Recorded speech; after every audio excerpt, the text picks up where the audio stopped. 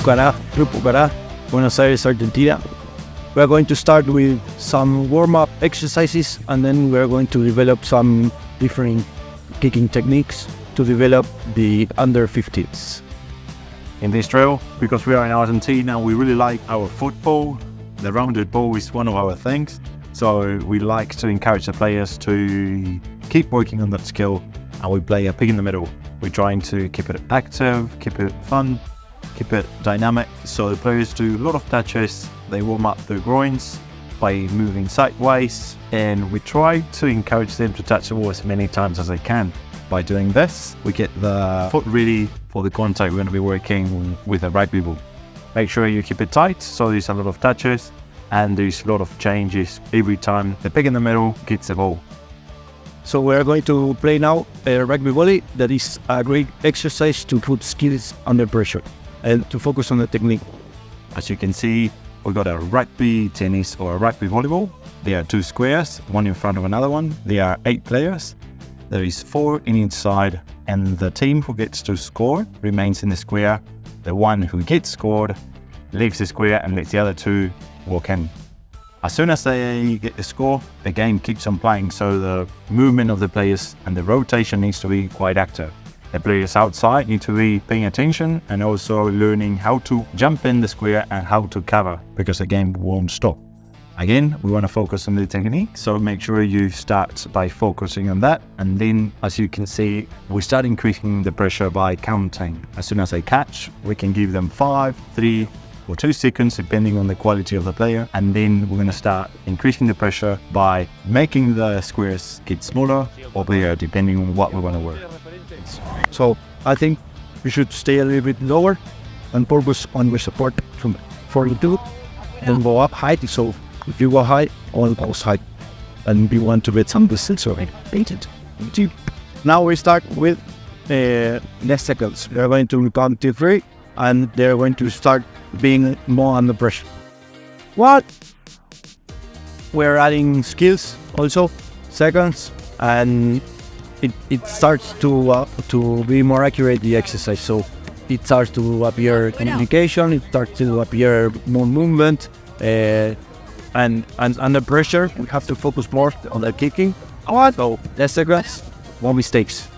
Don't forget, this is a great exercise to make the players move, cover the field like they do during the game. So make sure you choose different shapes for the square depending on what you want to work. If you want to work catch, if you want to work kick. And what I most liked it, you started communicating.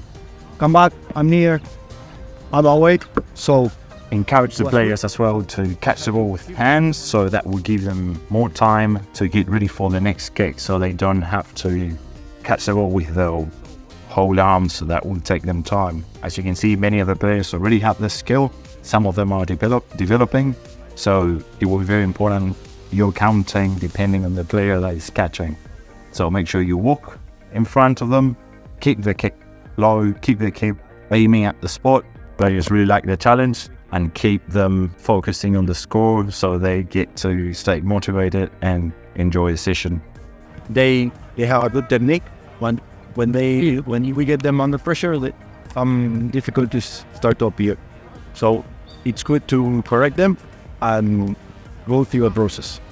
Now the reference is on Amish Web. We're going to do the exercise of kicking and receiving, and the thing is not getting the ball into your body and out on our hands. Show the diamond, show me 10, the triangle, whatever, and that's what is going to give us the second to receive and be ready to kick again or pass, whatever. So we stay in the technique, and now we add another guy who is receiving the ball outside the body. So we show I do the follow through and he receives. Now focus on the kicking and the receiving. By kicking, stay low, hit the ball at the middle, so the receiver can get the ball, and if we don't throw our backs, we don't show our chest to the sky, which can be better, because the ball is going to go through. keep our chest on a 110 degrees and follow through. For this drill, we've got the players standing in front of each other, and we're going to keep a clinical eye on the small details. We're going to be able to give them feedback, and it's going to be very important not to overload the players with things to do. For example, point with a toe and keep your chest bent forward. We don't want to give more than 2 or 3, otherwise it becomes a little bit too robotic and the players start overthinking on the movement. We want to keep it nice and simple. I will keep the players motivated and keep the exercise being fun. This is a good exercise to do when the players need a little bit of a break from the fitness, or you see they are a little bit unsettled or not focusing. This will regain the focus and get them ready for the proposition. Also, this could be a good exercise for warm-up, so give it a go. That's fine. Let it go and follow through. Bad check. Good, good. There you go. What we're doing is going for stabbing. We need to activate our core. And when we kick, we stay in about 15 or 3 seconds. Okay? So instead of going, we just kick and stay. Always try to stay low. As lower, better. ¿Ok? Entonces, porque dijimos, vamos a buscar un poquito la estabilidad. Cuando pateo, me quedo. La foto tiene que ser esta. Let's try to use our arm. Okay? If you are kicking with your right foot, your left arm, it's going to give you stability. Going to help us. Okay? So here. Kick and stay. Remember, stay low, stay. Good. It's a good progression. It's good to find the stability. Take the time, focus on the technique, and focus on the foot to take a good picture and finish with a good follow through.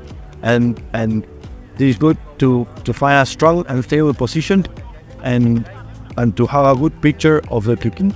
Kids started a little bit unstable, and when we started to focus on their support foot, the thing improved a lot, and the follow through it has always been good. And now the last picture with their arm, it's much better. The arm is going to give us the rodeo and then the stability. It compensates. The arm dropping the ball is key on the movement, because if we have a good drop, we know where we are going to hit the ball. So if we hit where we want, well, the ball is going to go where we want it.